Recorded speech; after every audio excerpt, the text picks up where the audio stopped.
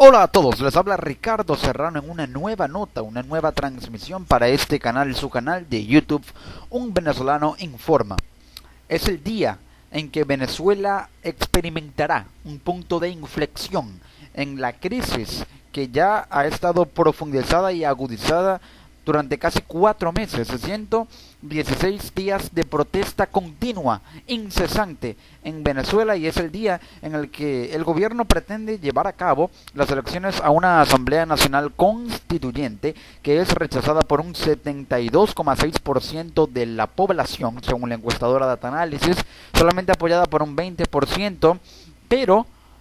para esta elección, según el periodista especializado en temas electorales Eugenio Martínez, solo un 12,6% de los venezolanos está muy dispuesto a votar mañana y un 12,5% algo dispuestos, es decir, sin que haya algún tipo de presión, como lo ha habido con amenazas de despidos a trabajadores de la administración pública en caso de no votar, sin votos dobles, sin usurpación de identidad.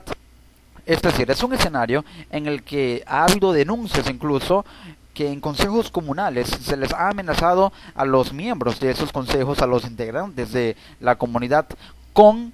no recibir los beneficios como las llamadas cajas del CLAP por parte del gobierno, e incluso se reportó la denuncia de que un dirigente de un consejo comunal amenazó a los miembros de ese consejo comunal con que quien no vote se va a tener las consecuencias, o que en el caso de que el voto será vigilado, quien no acepte esa condición entonces deberá atenerse a las consecuencias. No habrá el uso de la tinta indeleble, por lo tanto no habrá garantías de que una persona votó una sola vez, podría votar muchas veces. Una persona puede elegir un candidato por sector más el candidato de su municipio, por lo tanto una persona puede emitir hasta un voto por 5 personas, por 5 candidatos diferentes, es decir, 5 votos. Y al no haber un control por parte de la auditoría del CNE y en las actas electorales, entonces puede haber votos dobles,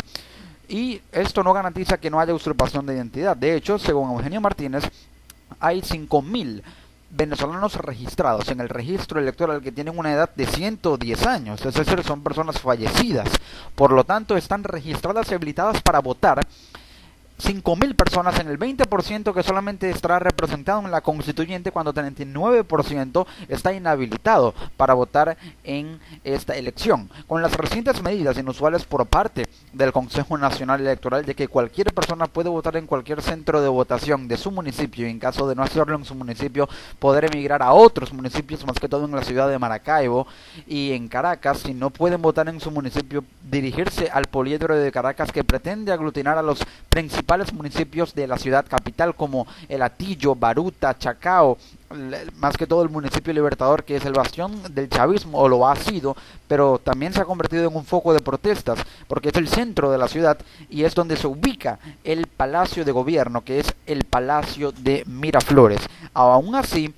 la presidenta del CNE, Tibisay Lucena, que ha sido muy criticada, recientemente sancionada por parte del gobierno de Estados Unidos con una congelación de activos, de bienes, revocación de visa, prohibición de entrada a Estados Unidos, ha anunciado que los periodistas no pueden acercarse a menos de 500 metros de los centros de votación. Es decir, que según el CNE, el 30 de julio, en las elecciones a la constituyente, ningún periodista, incluso aunque tenga credencial, podrá grabar a menos de 5 estadios de fútbol de un centro electoral, es decir, 500 metros. Un estadio de fútbol cuenta con una longitud de 100 metros o 120 metros en promedio, y el perímetro instalado por el gobierno y el CNE para resguardar con el Plan República, es decir, funcionarios militares, a la redonda de cada centro electoral es de 500 metros, es decir, que habrá militares resguardando cada centro de votación a su alrededor con 500 metros de perímetro. Dentro de esos 500 metros no pueden ingresar los periodistas, deben estar fuera de ese perímetro de esos 500 metros. Es la medida anunciada por el Consejo Nacional Electoral para garantizar una censura en este proceso. Pero también se tiene información, según el periodista venezolano Nelson Bocarán Dassardi, que la orden de Nicolás Maduro y los funcionarios que lo acompañan y que están aliados en el poder ejecutivo y en la cúpula de poder, la orden que le dieron presuntamente a la presidenta del Consejo Nacional Electoral, Tibisay Lucena, es que debe anunciar el resultado de 1 millón a 2 millones por encima de 7.535.259. Es decir, que debe la presidenta del CNE, por orden de Maduro, maquillar las cifras y anunciar el resultado, evidentemente falso, por 1 millón o 2 millones superior a los 7.535.259 que logró obtener la oposición en el plebiscito organizado el 16 de julio, a través del cual los venezolanos, de hecho 7.600.000 concretamente, exactamente, un poco más de esa cifra, rechazaron la constituyente, exigieron a la Fuerza Armada el respeto a la Constitución y aprobaron la conformación de un gobierno de unidad nacional. Por lo tanto, la MUD no ha logrado materializar políticamente los efectos de ese plebiscito. Sigue convocando a una agenda en la que llama a la población a protestar en las vías públicas, a tomar los centros electorales, cuando ha habido incluso reportes de que grupos de manifestantes insurreccionales pretenden tomar los centros electorales. Ha habido quemas de máquinas de votación. La presidenta del CNE ha asegurado que estas máquinas han sido repuestas, pero aún así, según el periodista Nelson Bocaranda, la orden de Maduro y sus aliados en el gobierno a Tibisay Lucena es que debe anunciar de 1 millón a 2 millones por encima de esa cantidad, 7.535.259, que obtuvo la MUD en esa consulta electoral del 16 de julio. Esto en un escenario en el que el 29 de julio, la noche previa al 30 de julio, se reporta represión, terror y protestas, enfrentamientos entre la Guardia Nacional y manifestantes en los estados Mérida, Táchira, Maracay, en el estado Zulia, específicamente en la ciudad de Maracaibo, también en Cabudare, estado Laras, en Caracas, en el estado Carabobo y en el estado Miranda. Represión la noche previa, la víspera a estas elecciones cruciales para Venezuela. Pero también se tiene el reporte de que un candidato a la Asamblea Nacional Constituyente por parte de los consejos comunales, este candidato en el sector Brisas del Sur, en Ciudad Bolívar, Estado Bolívar, José Félix Pineda, fue asesinado de varios disparos, según reporta el periodista venezolano de la cadena Telemundo, Alberto Rodríguez, vía Twitter, información hasta ahora no confirmada por algún medio independiente, ni fuera ni dentro de Venezuela, información extraoficial de la que hasta ahora es lo poco que se conoce. Pero también es menester señalar que, según lo asegura el expresidente de Colombia, Andrés Pastrana, y observador en el plebiscito convocado y organizado por la oposición el 16 de julio, Diosdado Cabello, el número 2 del chavismo, expresidente de la Asamblea Nacional, muy cercano a Hugo Chávez, de hecho compañero suyo cuando se gestó el golpe de Estado, o el intento de golpe de Estado el 4 de febrero en Venezuela, sería presuntamente el próximo presidente de la Asamblea Nacional Constituyente. Los grupos de poder y los grupos políticos de los grupos que están propugnando a las fracturas y las fisuras dentro del chavismo estarían presionando para que sea potencialmente el candidato más probable a ser presidente de la Asamblea Nacional Constituyente, Diosdado Cabello. Esto lo colocaría posiblemente como nuevo presidente de Venezuela, según asegura el expresidente Andrés Pastrana, también según lo analiza el abogado constitucionalista José Ignacio Hernández, quien, a través de un artículo publicado en el portal periodístico Pro Da Vinci, esta Asamblea Nacional Constituyente podría cambiar el gobierno, ya que, de acuerdo con la Constitución del 99, reseña este abogado, José Ignacio Hernández, la fraudulenta Asamblea Constituyente no puede adoptar ninguna decisión con relevancia jurídica, pues ella es resultado de un golpe de Estado, y lo es porque no es legítima. Solamente tiene el aval de un 20 a un 12% de los venezolanos, convocada de manera unilateral sin consulta previa, por lo tanto no tiene aval constitucional ni jurídico, y al no tener legitimidad de origen es espuria, y al ser un acto espurio no tiene relevancia y sus actos son intrascendentes e inexistentes, según este abogado. Por lo tanto es una falacia jurídica esta Asamblea Nacional Constituyente, y en caso de haber sido electa democráticamente no hubiese podido dictar esta constituyente una nueva constitución, pero en la práctica, esta asamblea puede asumir un poder absoluto, puede actuar como un suprapoder, que tendrá poderes o facultades plenipotenciarias, es decir, que concentra y aglutina todos los poderes del Estado, y las funciones de cada poder público del Estado, llámese Poder Judicial, TSJ, Poder Legislativo, Asamblea Nacional, Poder Ciudadano, Ministerio Público, Defensoría del Pueblo, puede tener todas las funciones de esos poderes y ser un suprapoder dentro del Estado, o incluso actuar como el Estado mismo, hasta el punto de que el presidente de esa constituyente, presuntamente y probablemente Diosdado Cabello, podría ser de facto el nuevo presidente de Venezuela, al ser presidente o al presidir un órgano que transitoriamente actuará como el Estado y como todos los poderes del Estado en uno solo. De hecho, no se ha hablado, ni el gobierno se ha pronunciado acerca de cuánto puede durar esta constituyente. Se habla de que en promedio de 3 meses en adelante podría durar esta asamblea constituyente, incluso un año o un año y medio, según analistas. Pero Diosdado Cabello, al ser presidente de esta constituyente, podría ser de facto presidente de Venezuela. E incluso se habló, y así se dio a conocer, que el propio presidente Nicolás Maduro estaría colocando su cargo a disposición. Maduro hace algunas semanas anunció que pondría su cargo a la disposición de la constituyente. Según lo reseña y lo recuerda el abogado José Ignacio Hernández, así sucedió en 1999, con la importante diferencia de que el entonces presidente Hugo Chávez tenía control político sobre aquella constituyente, es decir, tenía el poder político en ese momento, era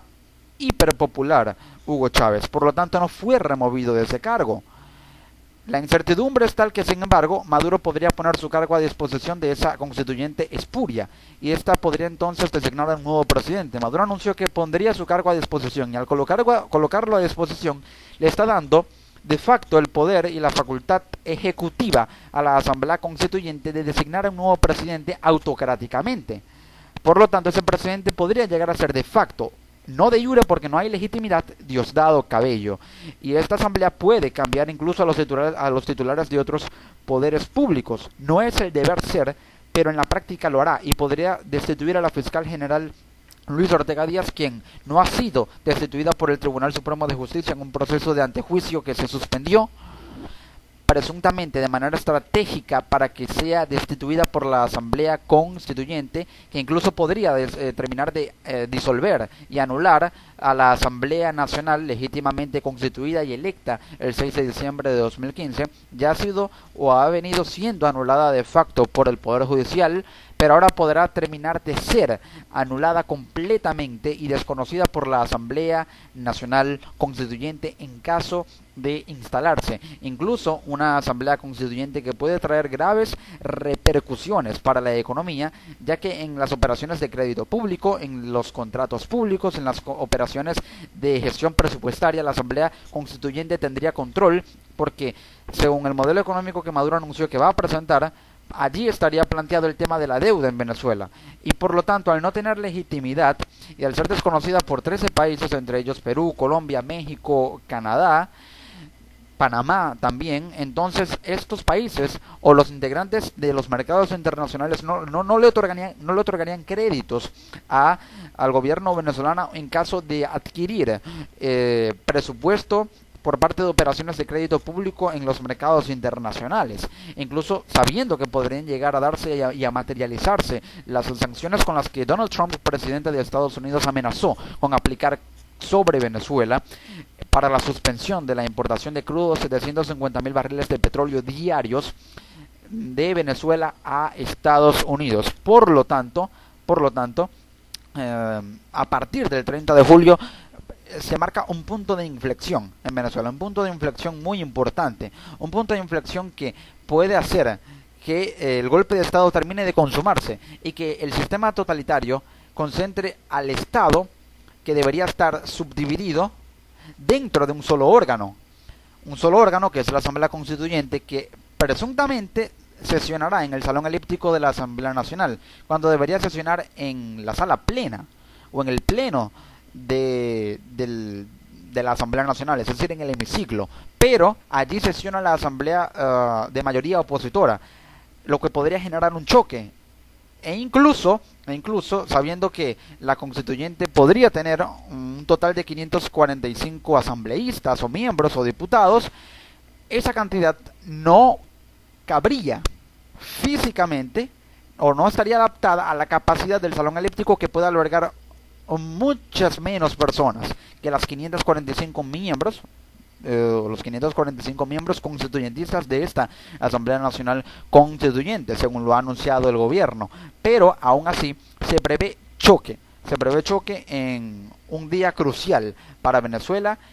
De lo que se conoce hasta ahora, estas han sido las incidencias tanto por parte del Consejo Nacional Electoral y el gobierno acerca de esta Asamblea Constituyente, que podría llegar a tener como presidente a Diosdado Cabello. Maduro, al colocar su cargo a disposición, le estaría otorgando el poder a la constituyente de designar un nuevo presidente de ese órgano, y sería de facto el presidente de Venezuela, porque es un órgano que va a concentrar todos los poderes del Estado. Podría ser Diosdado Cabello, y con estas medidas anunciadas por el CNE e incluso por parte del Ministerio de Interior y Justicia de prohibir las manifestaciones, puede acentuarse el conflicto, sabiendo también que la represión ha aumentado. Se ha concentrado en la noche previa al 30 de julio y también con el asesinato de un candidato a esta Asamblea Nacional Constituyente en el sector Brisas del Sur, en Ciudad Bolívar, Estado Bolívar. El conflicto se agrava y el gobierno no da viraje ni señal alguna de retractarse. Las negociaciones han sido infructuosas, no han resultado. Se habló de una postergación de 45 días, pero esto no ha sido así. El gobierno se radicaliza, la oposición apela a la calle y anunciará las medidas que tomará a partir del lunes 31 de julio en adelante, en un escenario completamente incierto en Venezuela, donde podría darse una transición por fractura, por las divisiones internas en el gobierno, o una implosión, o un escenario o una transición por negociación, poco probable hasta los momentos, o incluso un golpe militar bajo la conformación de una junta militar que pase a generar una transición bajo tutelaje de esa misma junta militar. Son los escenarios que plantea el analista Luis Vicente León, presidente de la encuestadora Data Analysis, que asegura que solo un 12-20% de los venezolanos apoya a la constituyente, mientras que un 72,6% la rechaza contundentemente y un 85% rechaza la gestión de Nicolás Maduro, que cuenta con apenas un 15% de apoyo popular, según recientes estudios de opinión. Así se encuentra el panorama en Venezuela.